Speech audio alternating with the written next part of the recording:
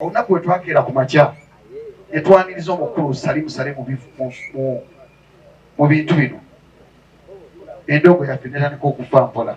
Abantu betulanga bakulu baffe batuyita emabega. Ensonga kizijja kunenya mwana ayimirira wali n'avuma Abitex, n'avuma Ketti, n'avuma ani, because tulina obulumi ffenna kwe kubeera n'eddoboozi erimu erigamba tetukola kivu tetujja kukola kivulu, ensika yaffe teziredde. Tebo Abitex tusaba eddoboozi limu eregera okugatta groups zonna. Ffe nnyini tukutte industry yaffe twekuba, bapromota tukwatagane ffenna tubeere wamu, abayimbi tukwatagane ffenna tubeere wamu. That's when tugenda okukola ki? Okutambuza ekintu kitambule mu ngeri gye tukyagalamu. Tuleme kubeera nga ffe nnyini twekuba. Omuyimbi gw'olina otegeka kyokka ate omuzeeko omukoze eki? Emirimu egirina obusungu tegikula. Tubeere abantu balamu. I think that is when tugenda okubeera nga tukola ki? Tweyongerayo mu maaso. Abamanyi Bamutabukize bejjako ne bandi bamanyi nga bijjako Omutuze ye musajja mutegesi wa bivulu. Abonyebonye mu ndongo, enkuba n'enkuba, ebinsala buli kimu kigaana. Okuwa omusolo kintu kikulu nnyo eri omutuuze yenna ali mu Uganda. Naye ate omusolo tuguwa ng'omukulu bw'ayogedde gulagawa. Naye sijja kutuulira nnyo ekiri eyo.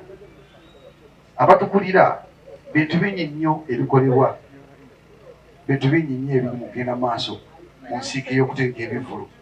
Essaawa zino Pulezidenti Abitex ogenda eggulu teri munnansi tugeze avudde e Uganda oba avudde mu Buganda ateeka ekivulu eggulu. W'oteeka ekivulu eggulu bakkuba essente ne bazitwala. W'oteeka ekivulu Arua bakkuba essente ne bazitwala. Bw'ogenda e Kasese nga tutaddeko omuntu w'e Kasese ku posita, abavubuka abayimbi b'e Kasese bakuba shoyo n'ebulira mu ttaka. Bw'ogenda e Bundibujjo kintu kye kimu. Nga tunaakera mwajja kutunira musolo gwe tulina okuwa mu mateeka. Mulimu ebintu ebituluma. Tujja no mu numbers nga tuli bangi. Olunaku bwe twakeera ku makya ne twaniriza omukulu musale mu bintu bino, endongo yaffe netandika okufa mpola. Tujja no mu numbers ne twefiriza obudde bungi. Naye ng'ate abantu betutwala bakulu baffe ate batulyamu enkwe. Abantu betutwala bakulu baffe batuyita emabega. Ensonga kizijja kunenya mwana ayimirira wali n'avuma Abitex, n'avuma Ketti, n'avuma ani, because tulina obulumi ng'abategesi b'ebivulu. Tulina obulumi bwe tuyitamu ng'abantu. Naye abakulu baffe baganya okutuyamba kubugolola. Kyekiseera naffe twenyigiremu either mu bulungi oba mu bubi. Kinsaba kino bakulu baffe. Tukoye okubeera toilet paper. Bwe muba mwagala numbers ne tujja ne tuyimirira wano, bwe mutuuka okugabana eyo ne mwegabanira mwekka ne mwekusa mwekka. Naye bwe tujja wano tubawa numbers bannamawulire batulikodinga ffenna naye mubeere ebintu byammwe ne mwekusa mwekka. Bategesi bannange ab'ebivulu, kinnuma nnyo okulaba nti nno oteeka ekivu n'okozesa $20,000 n'ofuna $11,000. Naye ng'oye omuyimbi afunye sente z'ayagala naye nga gwe promota tofunye wadde n'ekikumi. Wefuna ebivulu ebibaddeyo ku Christmas ku Easter ebigenda okujja maaso tetugera kufuna wadde n'ekikumi, tunaabeera eddoboozi limu. Ebya APNET, ebya NPA singa tufuna eddoboozi limu ne tugamba nti APNET ne NPA twegatte tufune eddoboozi limu erisobola okwogerera industry yaffe tesingira dde okuba ekikulu. Bino ebyokukubagana n'oddali n'ovuma Abitex tebirina makulu, n'oddali n'ovuma Bajjo tebirina makulu. Ekirina amakulu ffenna kwe kubeera n'eddoboozi limu erigamba tetukola kivu tetujja kukola kivulu, ensika yaffe teziredde. Ab'omusolo tebajja tujjako omusolo nga twasose tusomesa. Ekyo tunaagano kikola abasajja bagenda tumanyiira. Bajja tukeera ku makya tusasule emisolo gye tutamanyi. Nze nsasula omusolo gwa $5,000 omuntu ogwo era ku Christmas nasasudde omusolo. Naye ekinnuma ngaffe abategesi ebivulu tubawo omusolo batugaseeko ki? Lwaki bakijjukira mu biseera bino? Wetwali mu COVID abasinga twafiirwa sente nnyingi tetwazifuna, twazifiirwa. Naye gavumenti yata sente ne zijja mu bantu ne zibula ne tuyita mu mabanja, tukyalina mu mabanja abamu ku ffe. So nsaba bakulu baffe batutwala naddala mukulu Abitex. Nze ntya nnyo okuyimira ku Luzinda mukulu Abitex. Nsaba tuteekayo okubuna obwenkanya ebya NPA APNET tebigasa nga tulina eddoboozi limu. Nsaba Abitex tusaba eddoboozi limu eregera okugatta groups zonna. ategekamu ebyebbeeyi naffe abategeka obutono nga tulina eddoboozi limu nze kyensaba kyokka. Amanya gange nze Jovan Luzinda banange balo okujjamu balo okubeerawo. Bagamba nti bw'oba oyagala gavumenti ennungi ekusange nga wooli olina kugondera gavumenti embi oba mukitegeera. Tosobola gaana muntu yeebase kuloota oba okitegeera nti oli waba aloose omuleka n'akola ki n'aloota kuba tomanyi birooto byakola ki byaloota. Kyekimu nzizemu nenkiwulira ku mukulu wano Mayambala Sebusiru bwa njoka buluma nnyini lubuto oba mukitegeera nti abantu b'olumba b'ofunamu ssente. Kitegeeza ffe ffennyini tuli mu kwekwata ekigwo. Gw'ofunamu ssente n'akufunamu ssente. Ffenna buli omu afuna mwani mu munne. Ffe ffennyini tukutte industry yaffe twekuba naye ng'ate abatwagalamu ssente bazitwala nga kye tuliko right now nti kusasula musolo nti biki tetubakoze eki bo bali wali bakuba mu ngalo twekube twette kiveewo kiviirewo ddala si bwe kiri. Kikyengezaako okuteesa ti oluusi twanditudde ne tuteesa buteesa. Omanyi bagamba ng'oyagala okuba omugagga sooka ofune obuntu bulamu. Obuntu bulamu bukuleetera abantu balamu, abantu balamu bakuleetere ebintu oba mukitegeera. So tuleme kubeera nga ffe ffennyini twekuba omuyimbi gw'olina otegeka kyokka ate omuzeeko omukoze eki kyokka ate n'omuyimbi promota yalina okutegeka nawe ofune ki zonaliisa abaana. Tusooke tutuule tuve mu lujjudde lw'abali abatukubira endere tukole ki twekole ffe ffennyini twetuuleko tugambe bane tukoze tutya wano tukoze tutya wano. Nze ne bw'ojja n'oŋŋamba emitwalo ebiri nnyimba ne bw'oŋŋamba obwerere nnyimba mba nvuddeko ki oba tutte eddoboozi lyange aba tututte eddoboozi lyange.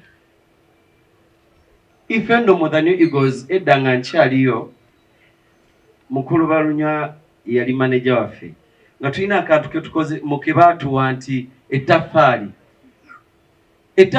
eryo lyali nga liba lya kibiina. Ekibiina ekyo nga bw'oba otegese bwe bategeka katugambe eshu 10 shemu ebira yaki tewali afuna.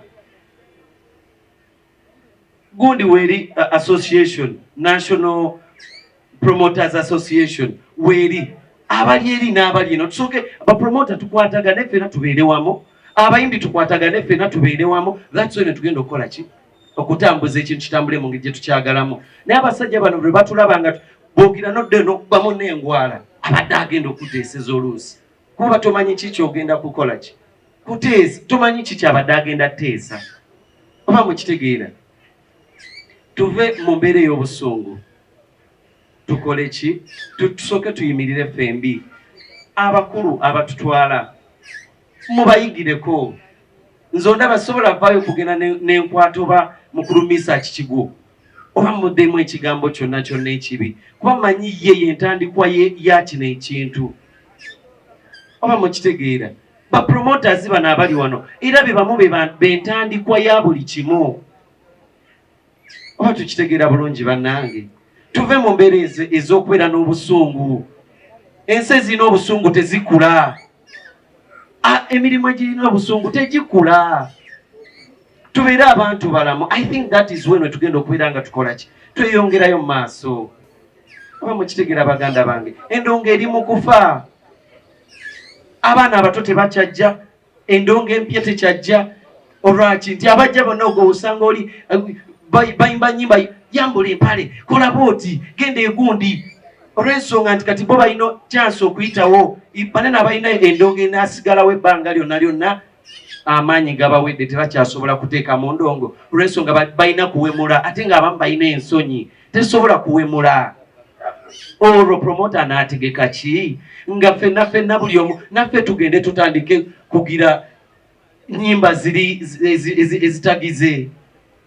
Muganda wange nkuddako mukulu Mayambala obusungu tobuteeka ku muyimbi. Obusungu bukwate obuteeke ku ggwe mwennyini omanye ekyokukola buli lw'omanyi ekyokukola kigenda kukuleetera okumanya kiki kye nnina okuba nga ntegeka okusobola okufuna kye neetaaga okukola ki okutegeka. So si bayimbi yadde abayimbi abalala tebazze lwa nsonga nti munaye tebamanyi kye bakola, tebamanyi kye bakola. So singa badde bamanyi kye bakola nga n'omulimu gwabwe bagutegeera bulungi, osanga bandibadde wano bonna naddala ng'olwanirira endongo empya oba endongo ejja, oba okitegeera. Kuba kino kye bataddewo ekyomusolo tax pay oba biki, yes tulina okugusasula. Bwe tutagusasule munnaye ate abalala banaafunamu batya, banaaganyulwa batya? Nze kinfula okubeera nti ndi celebrity right now kubeera nti Katonda yalaba nga nze gwasobola oyisizaamu ekyo abalamu balina okufuna ekyokulya n'ekyokunywa. That's why yampa eki erinnya ŋŋonde mpaka mu time eri we naafuukira ddala oli owakabi. Era nze sikyalina ndongo yakugira mbu gundi abatya nga aleesa olimba nange kandete, nze sireeta biyimba olw'okuba nnoonya kubaawo. Nze mu bulamu bwange neetunuulira nnyo, neetunuulira ddala bwe ndeeta kino ekiyimba kinaakola, bwe ndeeta luyinza gasaani, bwe ndaba nga tirina gwe lugasa sirina nsonga lwaki mbeera nkola ki, mbeera ndeeta ekintu ekigenda okunswaza. Kalakaasa emyezi 6-3 ndishuwa abantu bakaba bafuna abasinga obungi bakola shows zibanga 2-3 mu mwaka. Abasinga abatudde wano tukola endongo y'ekyalo etambula ya $5 million, $10 million. Mutuyambye mutya bye musinga ogamba nti twekalakaasa emyezi 3 nga tetukola nga bwe mukola Easter, Christmas na Boxing Day, Valentine. Ensonga engamba nti bakama baffe ekirimu kitereezeemuko mulowooze ku bali abalira bakola endongo ey'omu byalo. Gavumenti weba etendeka abasawo abali mu ddwaliro tebayimirira, basigala bajjanjaba abalwadde. So Mr. President, nja kusaba, nze siwaganya kuba musolo naye mutusomese ffe nga tukola ebivulu byaffe, kubanga tetwenkana nfuna, buli muntu yamanye engeri gyafunamu. Omuteeka ebivulu bya waggulu ffe tuli ba wansi, no problem. Naye wogamba okuyimiriza emyezi 2 nyinza obuteegatta nawe okuwagira. Ekyokubiri, bakaba baffe mwami Balamu ne mwami Balunywa mwina olulimi olujereegerera. Abaana bali mwebutuyita bwana tuli bantu bakulu baagala okubeegattako, naye olulimi lwa mwami Balamu lwogera ajereegerera. Kati simanyi ekyo mukireeta kutugayiza ddala oba bwe butonde bwe ye ng'omukulu. So nze nja kusaba ensonga enkulu mutusomese nga tukola ebivulu byaffe, kubanga twasasula dde abayimbi abamu era ebivulu gye biri biranga ne bannanga abalala babirina. Amanya gange Zakatembe Moses. Kakati ekigambo ky'omusolo njagala n'okwebaza Pulezidenti wa Uganda, abantu abaafa mu Freedom City n'abasasulira obukadde 5,500. Ekyo yakikola ng'omuyimbi kubanga Museveni muyimbi. Njagala okwogera ku saidi, ngenda kwogera emirundi 2 nga nze omuntu ne ku saidi y'abantu abaliko obulemu. Pulezidenti Museveni yakwata $5 million n'akompasetinga abantu abaafiira mu Freedom City. Tumwebaza nnyo, tumwebaliza ddala. Naye waliwo abantu baffe, abaana baffe actually be baayokya mu ssomero abaana abato. Naye Museveni teyavaayo kubayamba ng'omuntu. Ekyo kyatuluma nnyo nga ffe abantu abaliko obulemu. Wazino yaziwaayo ng'omuyimbi nga supportinga abayimbi banne, ekyo situkimanyi. Then Mr. Balamu, njagala okutegeeza ekintu kino. Bw'obadde ojja wano otusomesezza ekigambo okuwa omusolo okuyamba gavumenti. Naye Balamu okimanyi bulungi nti mu Uganda olwaleero mulimu kampuni ennene ez'amaanyi ezikola billions and billions ezitaba musolo. Nabadde ku TV emu ewange eyo ne bagamba kampuni ziri 5 zijja zimenya gavumenti yazisonyiwa omusolo.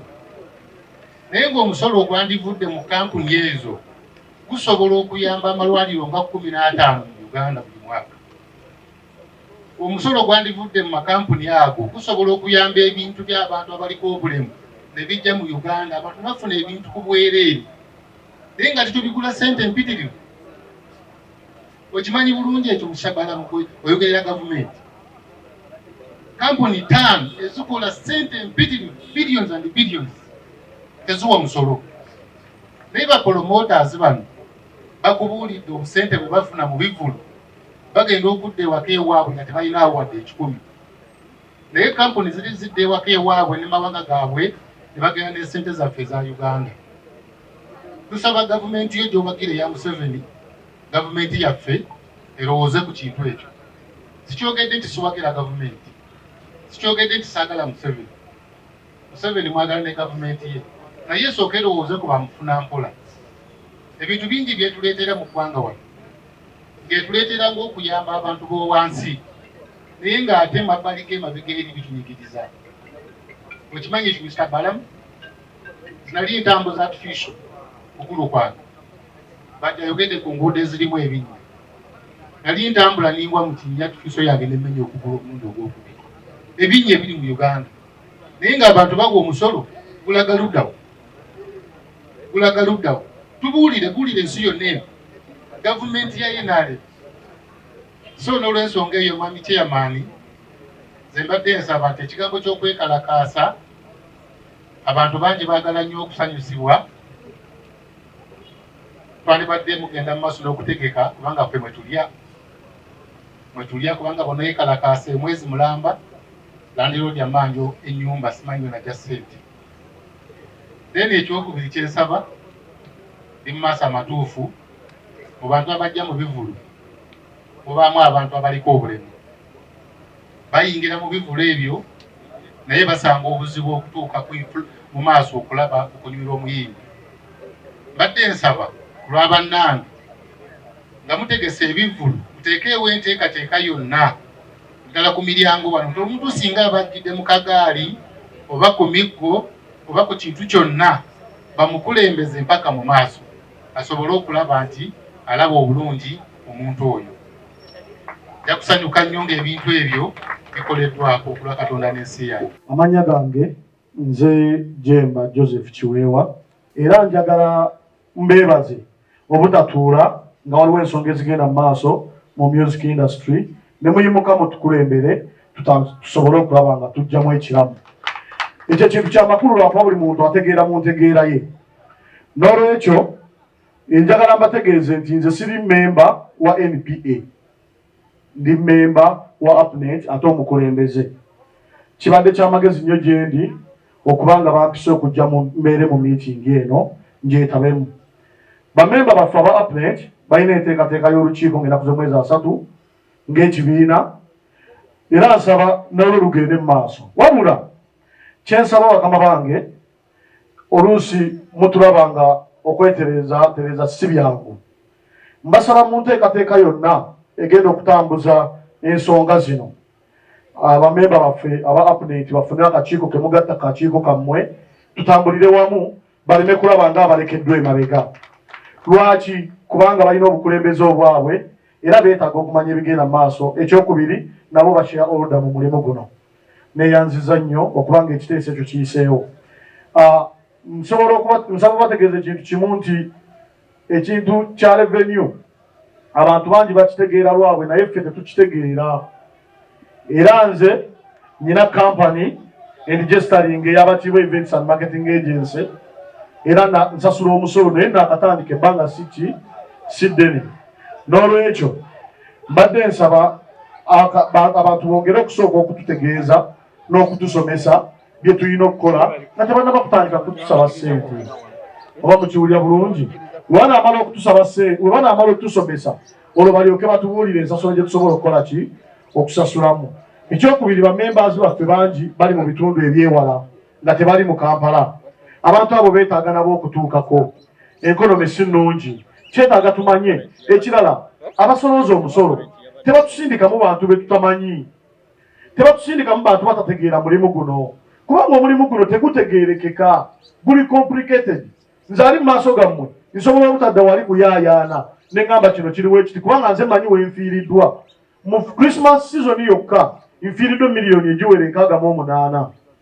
Show yange ya Christmas ey'omwaka oguwedde bagisazaamu ng'ensonga egisazizaamu sente zaali zimpeddeko nga maze okutegeka n'okulanga drive ku Olefam Nansana ng'ow'ekifo agamba ayagala muwe miliyoni 2.5 balansi nyingize ebyuma nga poliisi egamba nga nafunye n'ebbaluwa okuva enaggulu ne RPC n'agisayininga weabeegaana bajje mbalumirize poliisi y'e Nansana DPC n'agamba we simuwa miliyoni sigenda kukola we byannemerera nagaana okukola sho n'ekisazaamu nga mpulira pressure ekola ki endiko lwa bitongole bimeka 2 management y'ekifo ne poliisi era nga beegasse nga balina eddoboozi litya limu neŋŋenda gye nali nina okola boxing day Kiwangala saakola nga DPC w'Ekiwangala ayagala muwe emitwalo 8 essimu y'enjiina n'obujulizi mbulina namulikodinga ne sobola kukola ki kola n'olwekyo temuziwaza saagala gavumenti egambe mbu tetwagala kusasula musolo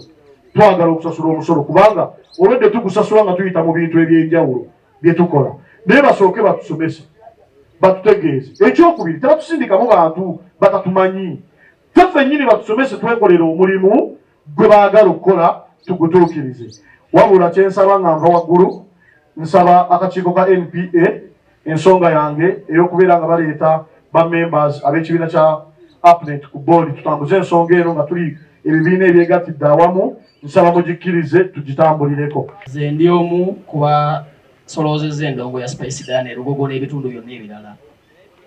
URA yazze Erugogo, yazze Embalala, yazze Mityana, yazze Jjinja, weetazze wokka wabadde Luweero era ne bampeereza bwe bampise baŋŋambye omusolo emiliyoni 85. Nze nyina tini namba etegeka ebivulu era omusolo nze nguwa.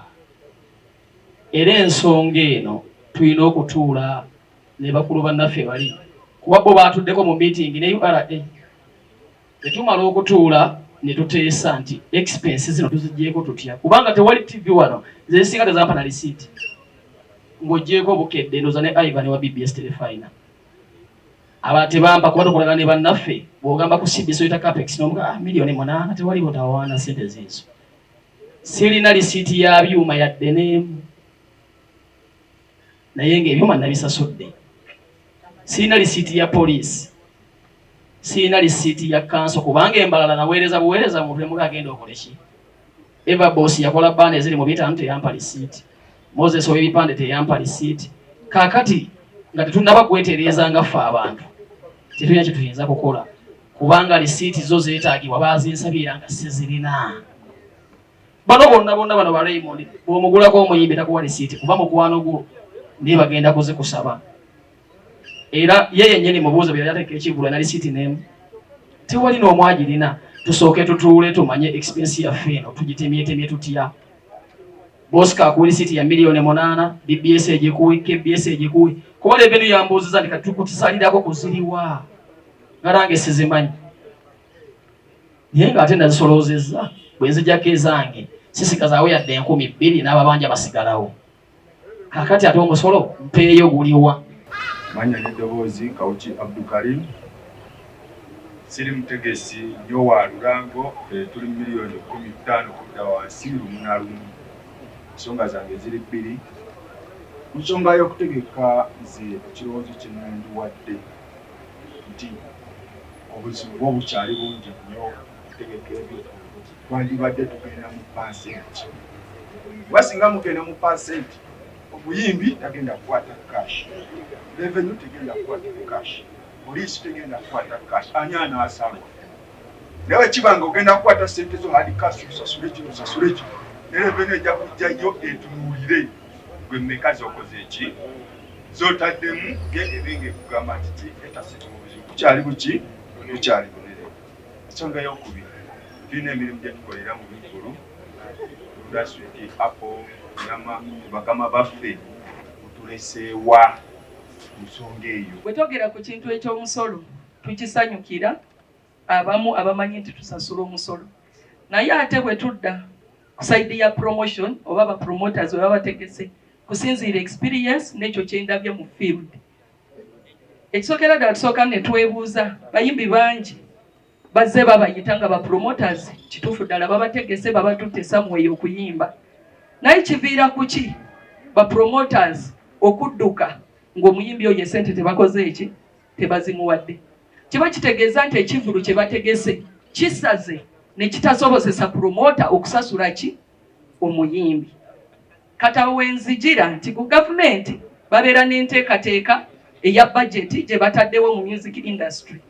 Naye nze mbadde ndaba nti before okujja okusolooza omusolo mu bapromoters basobole okujja okukola investigations ku ground ti promoter ateekamu kyenkanawa ate bw'aba akoze akola kyenkanawa.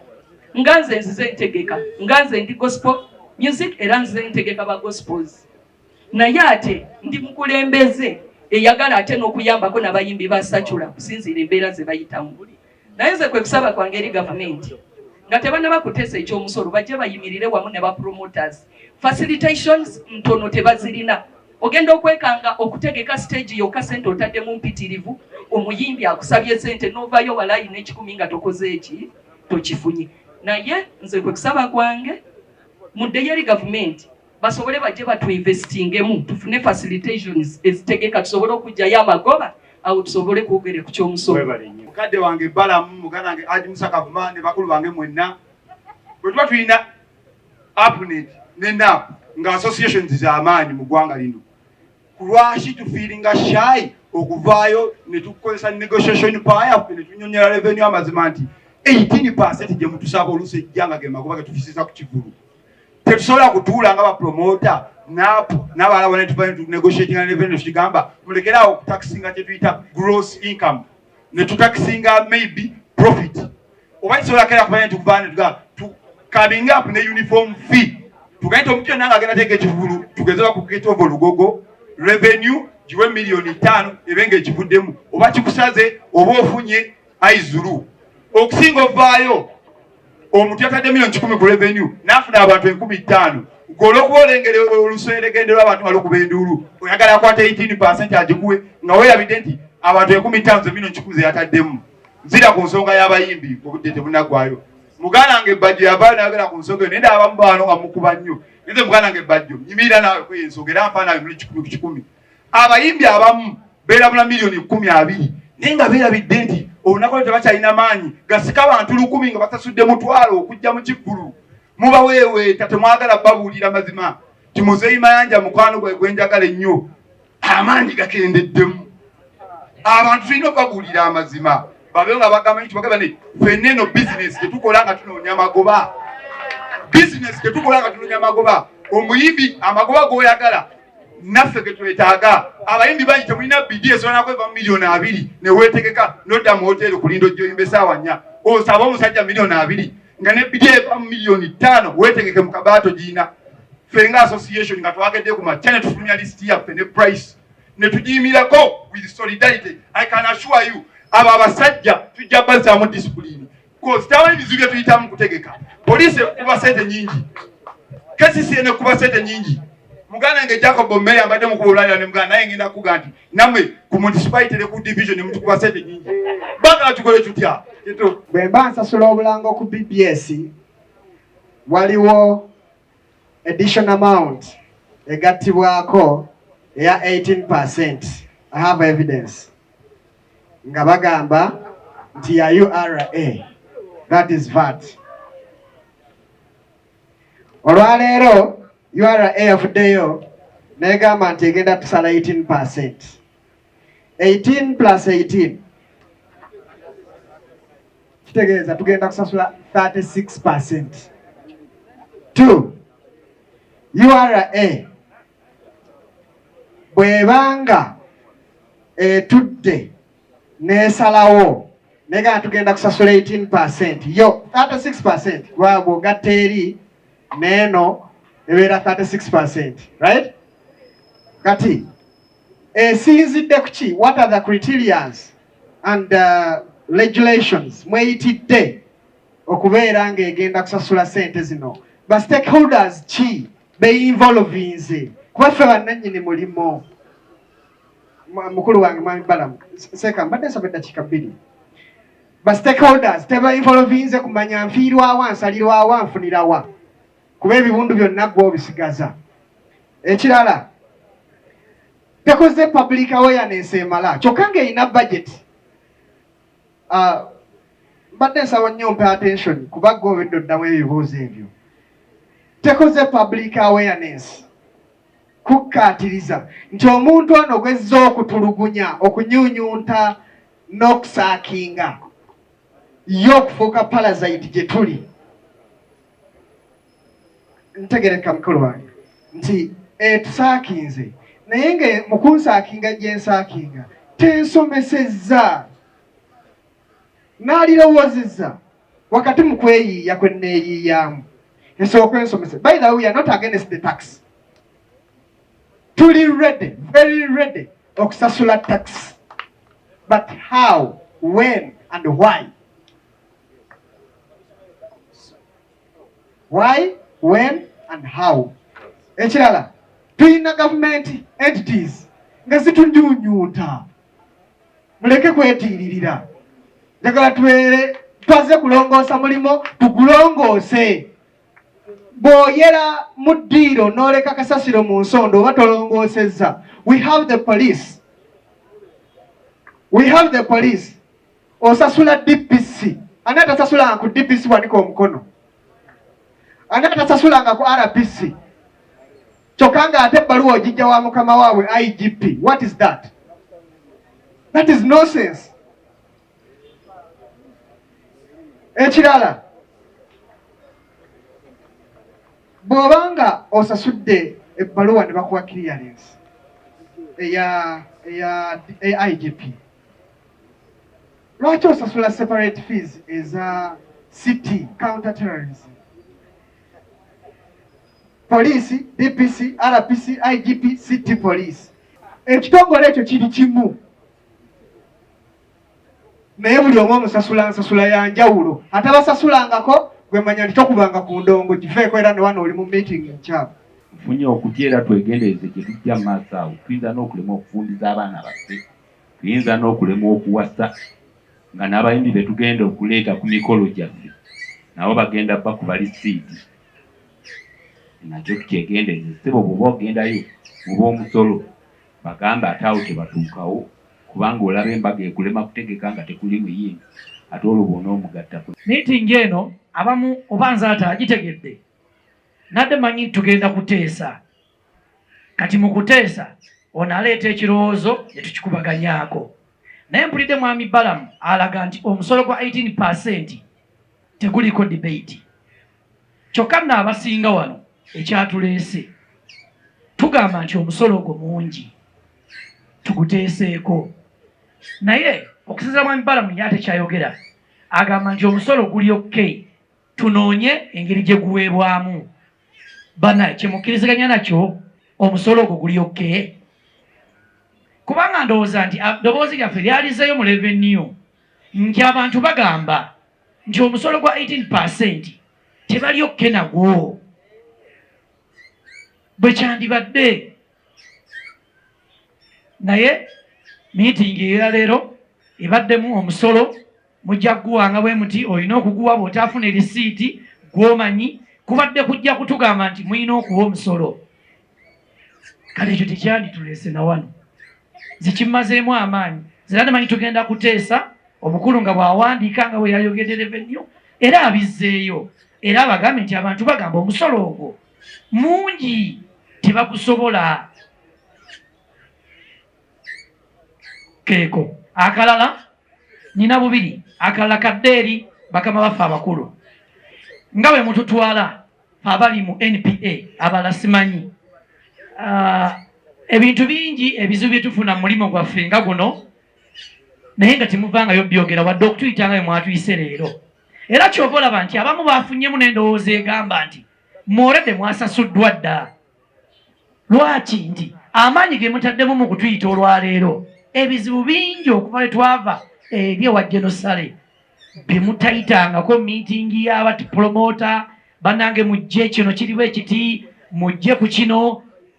Nze mbadde wa kirowoozo nti bakama baffe abatutwala mu NPA bwe wabaawo ekizibu kyonna oba kigudde ku mutegesi w'Nakapiripiti bamwokyereza ebyuma muyite miitingi tutambule tujje era nga bwe tujje so bapromota bonna basobole okukimanya nti bafiibwako bajjemu eri endowooza egamba nti waliyo ddiiru n'ekyoja mu miro lwetujja babamu batuvumidde mu gurupu ne batugoba namu just kunnyonnyola bantu bintu batuvubyevumi tutuusaawo endulu neera ya nakutugobayo naye ng'abantu balowooza nti ne ssente mwatuwadde.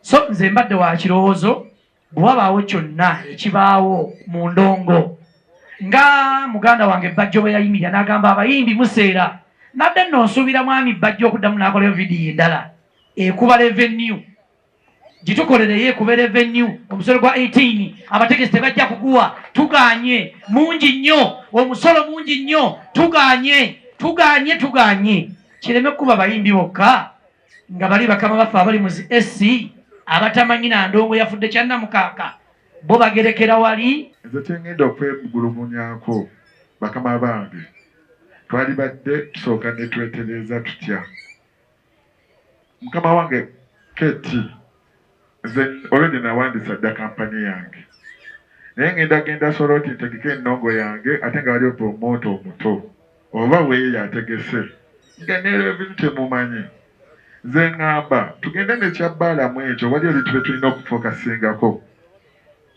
tini namba sisuubira nti omuntu alina tini namba gavumenti ejaba ekola ki emumanyi